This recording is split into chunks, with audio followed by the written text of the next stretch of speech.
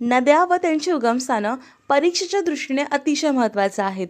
त्याआधी चॅनलवर नवीन असाल तर सबस्क्राईब करायला विसरू नका.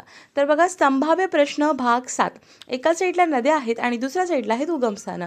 पहिली आहे उल्हास नदी. उत्तर कोकणातील सर्वात लांब नद्यांपैकी एक नदी, जिचा उगम हा रायगड जिल्ह्यातील लोणावळा येथून होतो.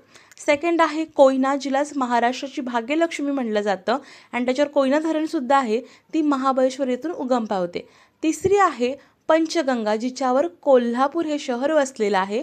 तर बघा, सह्याद्री पर्वतरांगेतील प्रयाग चिखली हे एक ठिकाण आहे, इथून या नदीचा उगम होतो. चौथा आहे प्रवरा, जे की अहमदनगर जिल्ह्यातील अकोला तालुक्यात आहे आणि या प्रवरा ही जी आहे ती गोदावरी नदीची महत्त्वाची उपनदी असून याच्यावरच भंडारदरा हे धरण असून रंधा धबधबा आहे. ठीक आहे. नंतर आहे मांजरा, ही गोदावरी नदीची दक्षिणेकडील महत्त्वाची उपनदी आहे. ती बालाघाट डोंगर रांगेतून उगम पावते आणि हे कुठे आहे तर बीडमध्ये. सहावा आहे पैनगंगा, ही विदर्भातील वर्धेची महत्त्वाची उपनदी आहे आणि हिचा उगम हा अजिंठा डोंगर रांगेतून होतो. नंतर आहे वर्धा. बघा, ही जी नदी आहे ही विदर्भातील सर्वात महत्त्वाची आणि लांब नदी असून हिचा उगम महादेव डोंगर रांगा बैतूल जिल्ह्यातून होतो. आता ही कुठे आहे बैतूल जिल्हा, तर मध्य प्रदेशमधून आहे. ठीक आहे. तर आय होप तुम्हाला हा व्हिडिओ समजला असेल आणि आवडला असेल.